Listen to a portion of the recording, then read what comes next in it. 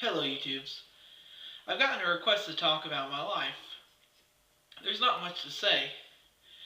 When I was younger, I used to take everything seriously. Everything was life or death. Seriously. Walking across the street, life or death. Getting homework done, life or death. Doing the chores, life or death. Getting enough food, life or death. Seriously, getting enough food. I'm not talking about I ate a lot. I was actually real skinny when I was a kid. And the reason was because I didn't get enough food to eat. I didn't have a lot of money as a kid because my parents, they spent all their money on things that were not worthwhile. They put pleasure before profit, if you know what I mean. So, you know, I got to learning that if I didn't take care of myself, no one else would. And after a while, it just got to me when I was early in my teens. I was so tied up in knots, trying to take care of myself ever since I was 5 years old. Trying to do everything for myself, trying to keep the family together, trying to fix everything that couldn't be fixed by a 5 year old.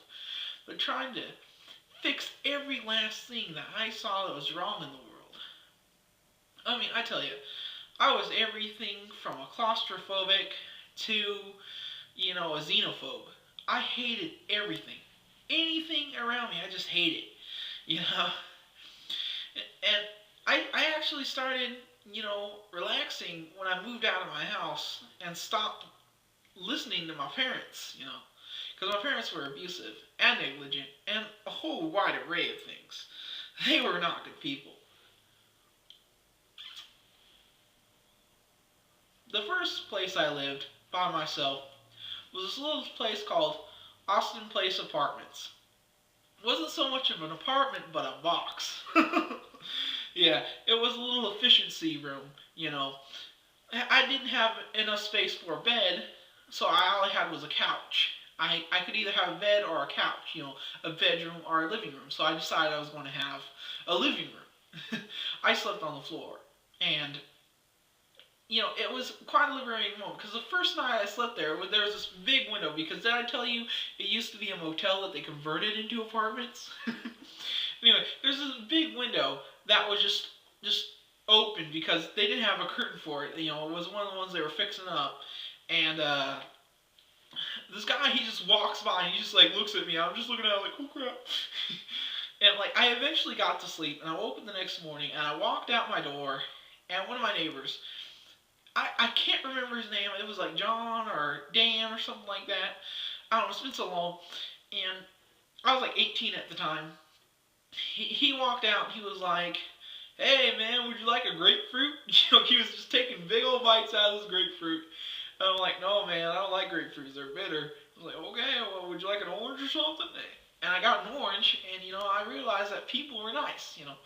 And then the guy right next to me, like on the other side, he was like a drug addict, man. He was crazy. He couldn't use anything but these two fingers, and man, he was this old guy. I traded food with him a couple times. Gave him some ramen, when he was short.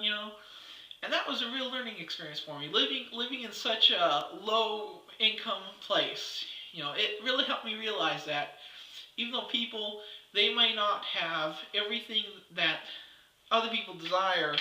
I didn't have everything other people desire, but they weren't bad. Why was I bad? And it kind of taught me to relax, because, like, if you didn't relax in a place like that, you're going to be torn up in a second. I mean, these people, if you were even close to being a narc, they would have torn you up. So you couldn't be Joe Schmo straight guy. You had to be just normal everyday guy. And so I got talking with my neighbors, and I actually went around to a lot of their neighbors, and what was really nice? They actually fed me a lot of times. When I was out of food, like all my neighbors would feed me. I was this little old kid, and they would make me big old meals, big old sandwiches. I didn't ask for them. They're like, hey, you want to come in and eat? And I was like, yeah, I would love that. And I was working down at this place called Kroger's, and I didn't like it. It was a horrible place. Hated my boss.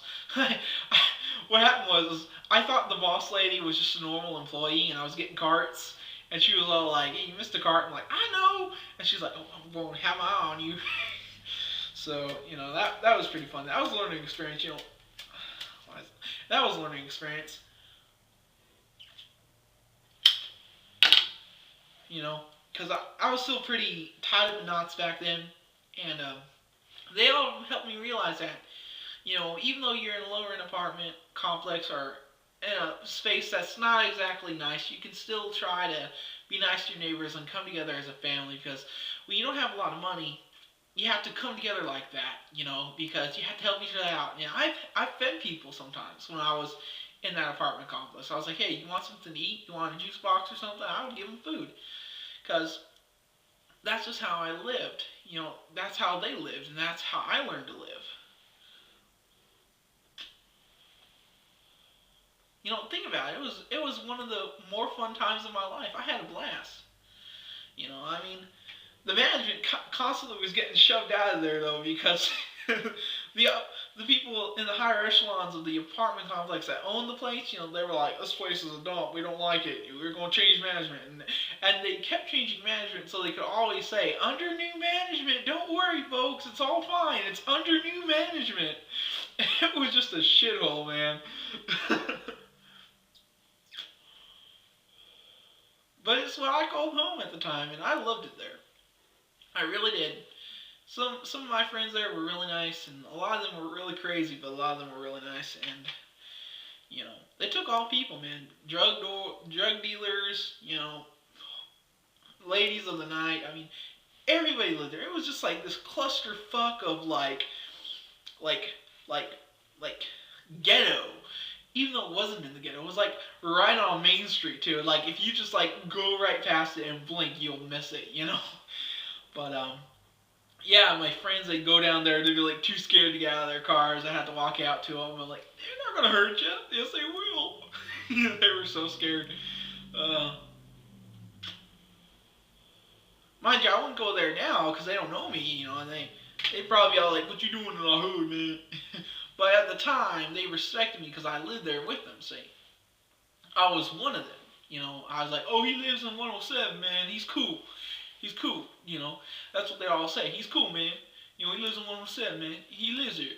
Don't worry about it." and and they respected that. They respected that I was in the same position as they were, and they helped me because of it. So, that's a little story from my life. Living in a little apartment with like 5 foot by 12 foot. It was real small. Um, well, maybe not 5 foot, maybe 8 foot by 12 foot, but it was really small. I mean, it was tiny. Uh, Hope you enjoyed that story from my life. Maybe I'll come up with some more. I'll see you guys later. This is Six saying goodbye.